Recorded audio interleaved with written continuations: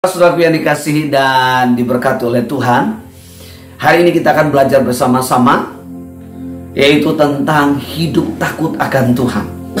Seringkali kita omongin kepada anak-anak kita seringkali ungkapkan kepada orang lain tentang takut akan Tuhan. Nah, apa itu takut akan Tuhan? Dan seperti apakah hidup takut akan Tuhan? Nah, hari ini kita mau belajar bersama-sama tentang hidup takut akan Tuhan. Satu ayat firman Tuhan yang saya ambil hari ini, Amsal pasal 1 ayat 7. Saya percaya bahwa setiap kebenaran firman Tuhan memiliki kekayaan yang luar biasa.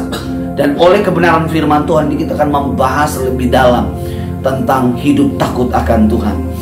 Demikian kata firman Tuhan, takut akan Tuhan adalah permulaan pengetahuan. Tetapi orang bodoh menghina hikmat dan didikan. Saudara-saudaraku yang dikasihi dan diberkati oleh Tuhan, firman Tuhan yang telah kita baca dikatakan hidup takut akan Tuhan adalah memiliki hikmat akan Allah. Nah, kita harus memahami dulu apa definisi, apa artinya takut akan Tuhan. Nah, kata takut akan Tuhan adalah menghormati Tuhan. Menghormati Tuhan itu seperti apa? Yang pertama adalah kita harus belajar tentang firman Tuhan. Supaya apa? Supaya kita memperoleh hikmat Tuhan. Karena ada begitu banyak hikmat yang hari-hari ini ditawarkan kepada kita, diajarkan kepada kita. Misalnya, ada hikmat dunia. Ketika saudara menghadapi rumah tangga yang mungkin sedang cekcok, apa yang hikmat dunia berikan kepada kita sebagai orang Kristen? Cerai aja.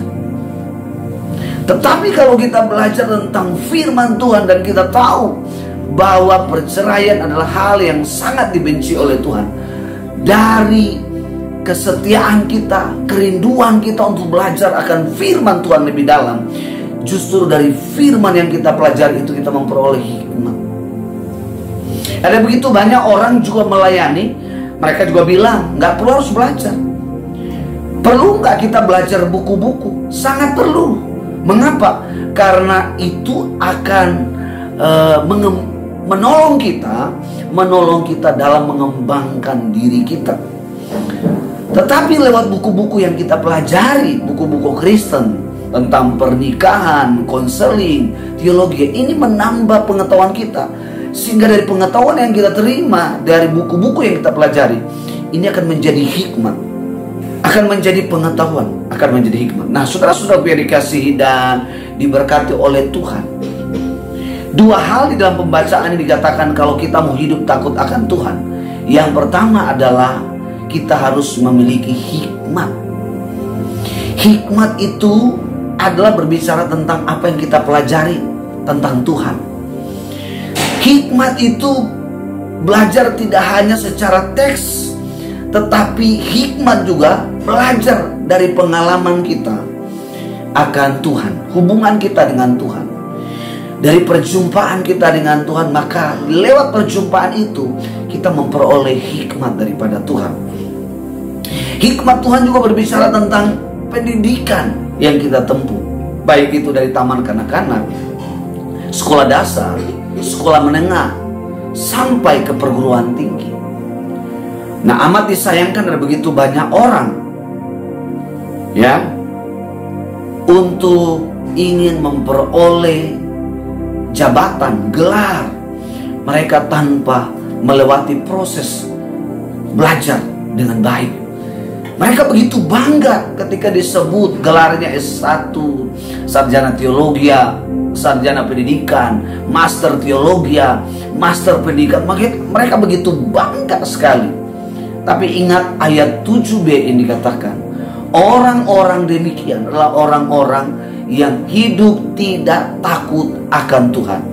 Orang yang hidup tidak takut akan Tuhan, pertama, dia malas belajar. Saudara bisa perhatikan anak-anak saudara hari ini di rumah.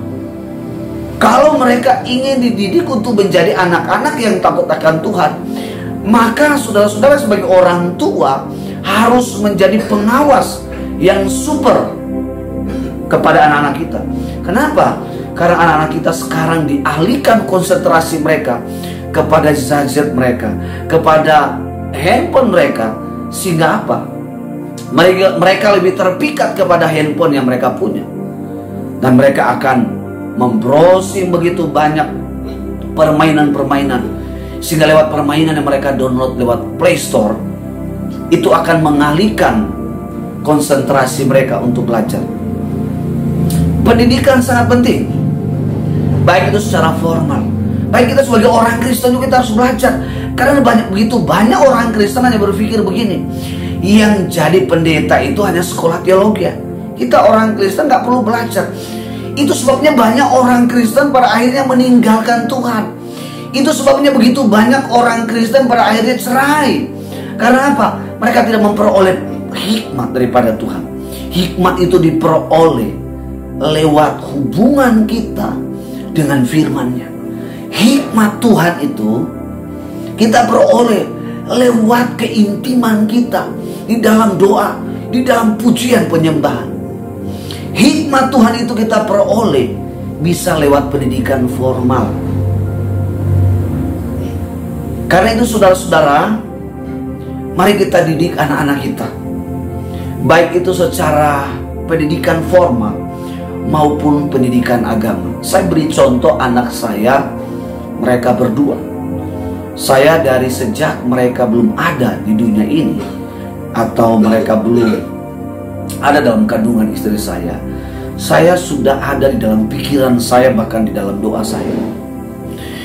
Ketika Tuhan memberikan anak kepada kami, kepada keluarga kami, maka kami akan membawa mereka ke dalam pendidikan swasta. Kenapa? Karena yang terpikir di dalam pikiran adalah iman mereka harus dibangun. Karena kalau mereka hanya punya pengetahuan, mereka pintar, tapi kalau mereka nggak punya dasar yang kuat, mereka bisa menjadi orang yang sombong. Mereka bisa menjadi orang yang tidak takut akan Tuhan. Atau mungkin saja mereka hanya membeli ijazah, mereka hanya bisa membeli jabatan. Ada begitu banyak orang hari-hari ini yang untuk memperoleh jabatan, untuk memperoleh kesuksesan, mereka nggak melewati proses. Semuanya instan, asalkan uang ada, mereka bisa membeli. Dan Alkitab sudah banyak kali mengajarkan bahwa hati-hati kita dengan uang, sebab dengan uang kita bisa menjual iman kita.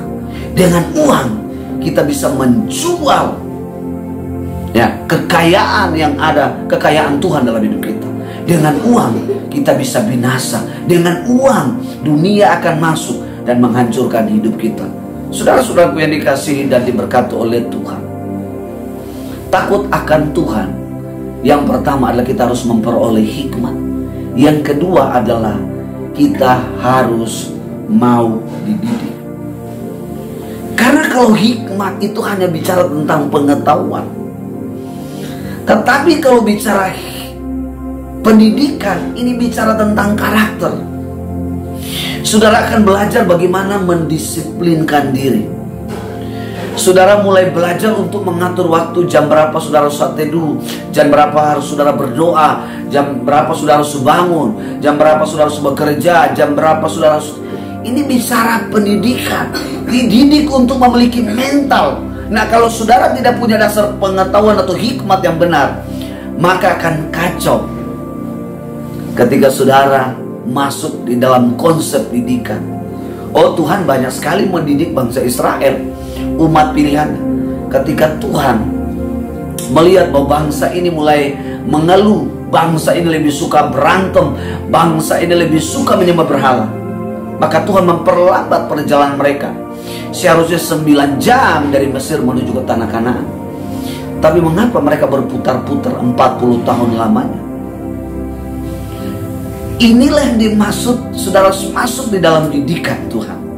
Karena saudara akan diproses di sana, saudara akan diubah di sana, saudara menjadi orang yang pelin-pelan di sana, saudara akan diluruskan untuk menjadi orang yang konsisten, menjadi orang yang terpola, menjadi orang yang hidup di dalam konsep sesuai dengan hikmat Tuhan. Nah, ada begitu banyak orang Kristen, Ketika masuk di dalam tahap yang kedua, banyak sekali orang Kristen keluar, banyak sekali orang Kristen lari. Bahkan di dalam pelayanan pun, ketika orang masuk di dalam konsep yang kedua atau hal yang kedua tentang didikan, banyak sekali orang pada akhirnya menyalahkan Tuhan. Banyak sekali orang akhirnya mengeluh. Akhirnya banyak sekali orang pada akhirnya meninggalkan Tuhan. Kalau saudara mau hidup takut akan Tuhan, yang pertama, milikilah hikmat. Belajarlah firman Tuhan dengan baik. Milikilah hubungan yang karib dengan Tuhan lewat pujian penyembahan, lewat doa. Setialah melayani Tuhan, rajinlah beribadah, sehingga dengan hal-hal demikian sudah akan menjadi orang yang takut akan Tuhan. Yang kedua, belajarlah menjadi orang yang mau dididik. Jadi orang yang mau didisiplinkan. Jadi orang yang harus tepat waktu di dalam beribadah, melayani Tuhan. Menjadi orang yang harus konsisten dalam komitmen melayani Tuhan. Jangan saudara pada waktu sudah dalam perjalanan pelayanan, pada akhirnya saudara mundur dengan alasan karena saudara tidak mampu.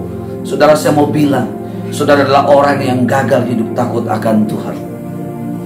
Itu sebab akhirnya orang memilih semuanya instan. Naik jabatan harus sogok pakai uang. Jadi polisi harus pakai uang. Jadi TNI harus pakai uang. Jadi anggota dewan harus pakai uang. Semuanya serba instan. Tapi kalau kita mau belajar takut akan Tuhan, kita tidak akan sia-siakan hidup ini selama kita masih ada. Bukan soal bicara muda, bukan soal karena kita parubaya, tetapi selama ada semangat, ada giat untuk kita belajar, saya percaya bahwa Tuhan akan memampukan kita menjadi orang-orang yang hebat. Dan kita akan menjadi orang-orang yang berdampak, menjadi orang-orang yang berpengaruh. Takut akan Tuhan, hormat kita kepada Tuhan akan menjadi warna dalam hidup kita, akan menjadi sinar bagi banyak orang, akan terpancar bagi banyak orang. Tetapi sebaliknya, kalau engkau tidak hidup takut akan Tuhan, dikatakan ya, engkau adalah orang yang bodoh. Kenapa? Karena engkau tidak punya pengetahuan, engkau tidak punya hikmat akan Tuhan. Itu sebabnya banyak orang gagal dalam pernikahan, banyak orang gagal naik turun jabatan, gagal di dalam tugasnya, gagal dalam bisnisnya. Kenapa? Dia nggak punya hikmat. Kalau kita punya hikmat, saya percaya Mazmur pasal 1 ayat 3, ayat 2 dikatakan apa? Ayat 3 dikatakan apa? Kita itu seperti pohon yang ditanam di tepi aliran air. Dia tidak akan pernah mengalami datangnya kekeringan, tetapi daunnya hijau. Artinya ini adalah satu gambaran orang yang hidup takut akan Tuhan. Hidupnya seperti pohon, dia subur, dia ada di mata air, dan mata air adalah gambaran tentang Tuhan. Orang yang ada dalam Kristus seperti mata air, dia akan seperti pohon, dia subur, ya. Dan pohon yang subur, firman Tuhan berkata, dia pasti menghasilkan buah. Dia akan kuat. Kenapa? Karena akarnya semakin dalam merambat. Dan oleh akar itu berbicara tentang kekuatan. Kalau kita menjadi orang yang takut akan Tuhan, kita seperti akar pohon itu yang terus merambat ke dalam. Dan itu menjadi kekuatan. Apapun badai, apapun goncangan-goncangan yang datang dalam hidup kita, kalau kita hidup takut akan Tuhan, saya percaya kita bukan orang bodoh. Kita bukan orang yang tidak takut akan Tuhan, tetapi orang yang tidak takut akan Tuhan. Alkitab katakan, firman Tuhan katakan hari ini, kau adalah orang yang bodoh. Dan orang yang bodoh adalah orang yang menghina hikmat dan didikan, meremehkan, mengabaikan. Dan kita selalu berdalil rohani. Ya, kita berdalil rohani adalah kita punya Roh Kudus. Betul, Roh Kudus ada dalam hidup kita. Tetapi Roh Kudus mengimpartasikan, mengalirkan hikmatnya dalam hidup kita ketika kita mau bertindak, ketika kita ada action, maka dia akan bekerja dan dia akan mewujudkan